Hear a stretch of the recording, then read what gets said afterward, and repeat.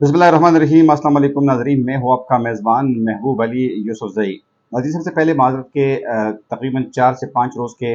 वक्फ़े के बाद दोबारा आपकी खिदमत में हाज़िर हो रहे हैं। कुछ निजी मसरूफ़ियात के बाइस इस व्लॉग में थोड़ा-सा वक़्फ़ा आया था, लेकिन अब हमारी कोशिश होगी कि रोज़ाना की बुनियाद पर जिस तरह पहले होता था, आपके साथ ये राब्ता बरकरार रहे। नाज़रीन, सबसे पहले हम बात करेंगे पाकिस्तान तहरीक-इंसाफ़ की और उनके मसाइल जो कि ख़त्म होने का नाम नहीं ले रहे।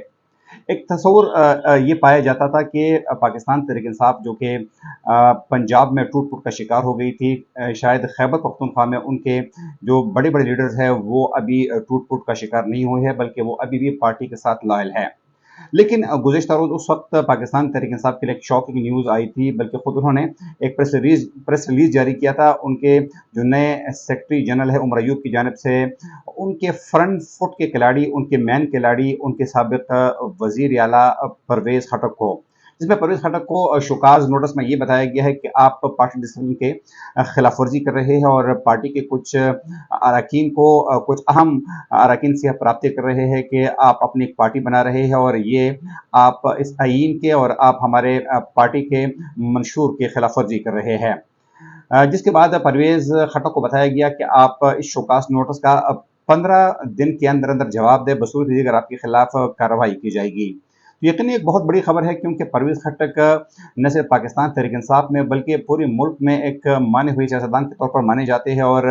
परवेज़ खटक पाकिस्तान तहरीक-इंसाफ़ से पहले भी अवामी नेशनल पार्टी और Pakistan Peoples Party Sherpao group की जानिब से सूबाई वज़ीर भी रह चुके हैं और उनको एक सीनियर सियासतदान के तौर पर आज भी याद किया जाता है। पाकिस्तान तहरीक-इंसाफ़ की अगर हम बात करें तो परवेज़ खटक का शुमार उन 4-5 अरकान में होता था जिनके साथ इमरान खान बरह रास्त मशवरा किया करते थे, उनके साथ मुल्क और पार्टी की मुस्तकबिल के हवाले से बात किया करते थे।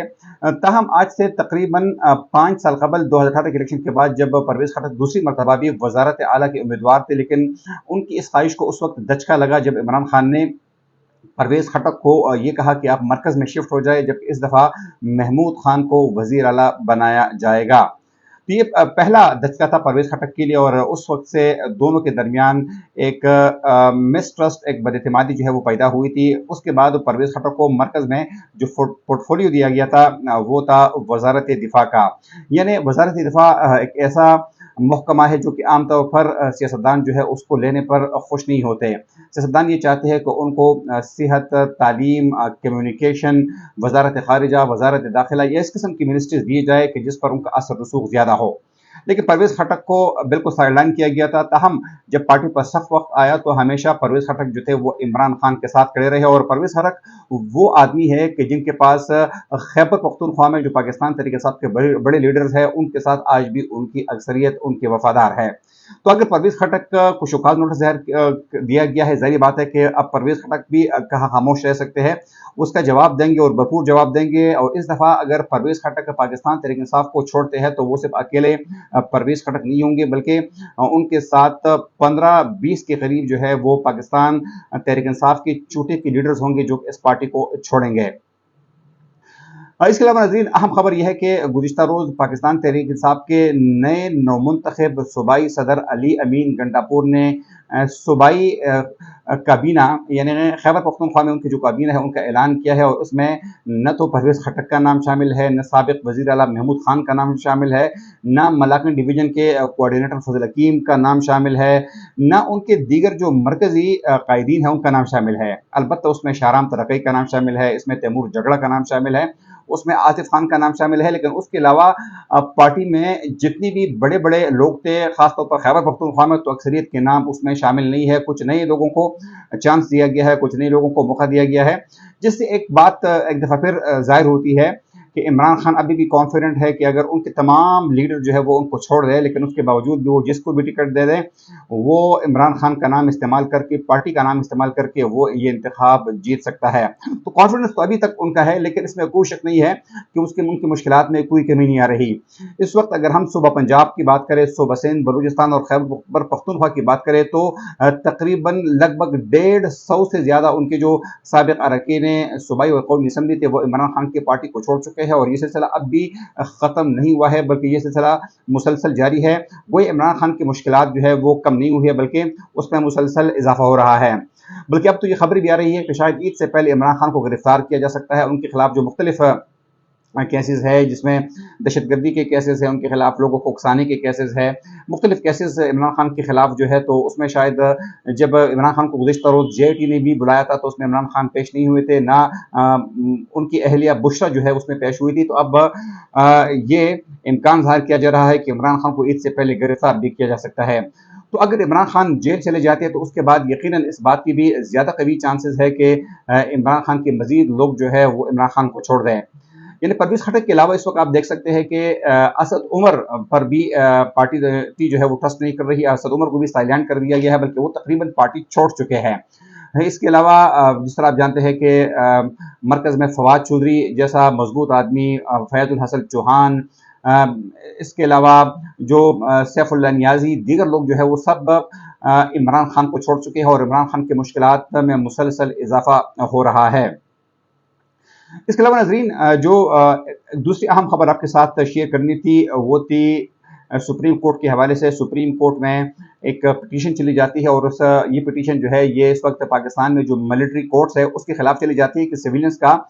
مقدمہ جو ہے وہ ملٹری کورٹ میں نہیں چل سکتا. اس کے پٹیشنر کون ہے؟ سابق وکیل لطیف کوسا، سابق وکیل اعتزاز احسن، اور اس کے علاوہ ان کے جو دیگر لوگ ہیں، خاص طور پر سابق چیف جسٹس جو ہے وہ بھی اس کے ایک مین پٹیشنر تھے اس کیس میں. جب یہ کیس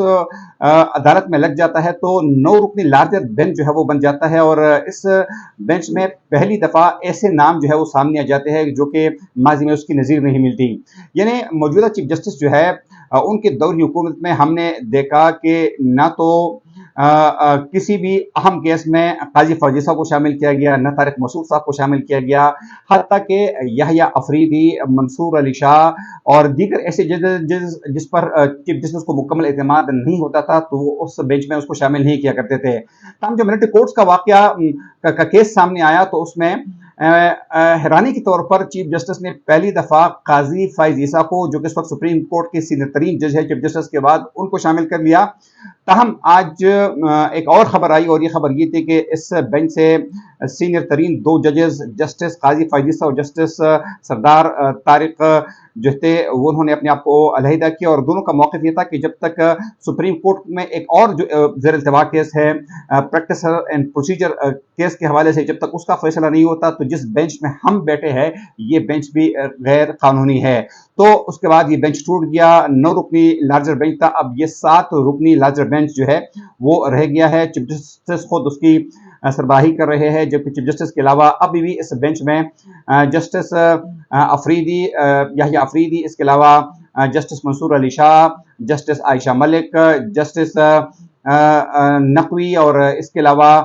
جسٹس منیب جو ہے وہ چیف جسٹس کے علاوہ اس بینچ کا حصہ ہے. اور یقیناً آج اس کے پروسیڈنگ شروع ہوئی ہے تو ممکن طور یہ پروسیڈنگ جو ہے یہ آئندہ تقریباً 2 ہفتے تک جاری رہے گی، جس کے بعد کوئی فیصلہ آئے گا. تب آج عدالت میں اس وقت ایک انٹرسٹنگ صورتحال ہوئی کہ جب جسٹس قاضی فائز عیسیٰ نے اپنے آپ کو اس بینچ سے علیحدہ کرنے کا فیصلہ کیا تو اس کے بعد اعتزاز احسن سینئر وکیل جو ہے اس نے کافی منتیں کی عدالت کے اندر، اور انہوں نے قاضی فائز عیسیٰ کو یہاں تک کہا کہ آپ میرے چھوٹے بھائی ہیں اور آپ ملک کے خاطر، اس وطن کے خاطر، اس قوم کی خاطر اس کیس سے اپنے آپ کو علیحدہ نہ کرے اور اس کیس کا حصہ رہے. تاہم چیف جسٹس معاف کیجیے گا، تاہم قاضی فائز عیسیٰ کا یہ موقف تھا کہ میں اس بینچ میں اس لیے نہیں بیٹھ سکتا کہ یہ آئین اور قانون کے متصادم ہے، کیونکہ جب پریکٹس اینڈ پروسیجر بل کا جب تک فیصلہ نہیں ہوتا تو یہ جو بینچ ہے، یہ جو عدالت ہے، خود بذات خود یہ غیر قانونی ہے، میں اس لیے اس میں نہیں بیٹھ سکتا. بعد میں قاضی فائز عیسیٰ کے اس فیصلے کی توثیق جو ہے وہ جسٹس طارق مسعود نے بھی کی، اور انہوں نے بھی کہا کہ جب تک پریکٹس اینڈ پروسیجر بل کا فیصلہ نہیں ہوتا تو وہ خود بھی اس بینچ میں نہیں بیٹھ سکتے. تو یقیناً آج کافی ایک عجیب دن تھا عدالت کے حوالے سے. تاہم بعد میں چیف جسٹس عمر عطا بندیال نے خود آگے آئے اور انہوں نے اعتزاز احسن سے یہ بات کی. ان کا یہ کہنا تھا کہ یہ عدالت ہے، عدالت کے ڈیکورم کا خاص خیال رکھا جائے. جو ہمارے سینئر ترین جج ہے اگر وہ کسی کیس میں نہیں بیٹھنا چاہتے تو ان کی اپنی مرضی ہے. وہ ان کا موقف یہ تھا کہ وہ خود قانون کے مطابق اس پروسیڈنگز کو آگے بڑھائیں گے اور اس کیس کو وہ سنیں گے، اور ان کے ساتھ جو دیگر فیلو ججز ہیں وہ اس کیس کو سنیں گے، اور اس کے بعد اس کیس کا ایک حتمی فیصلہ بھی آئے گا. تو آج بڑا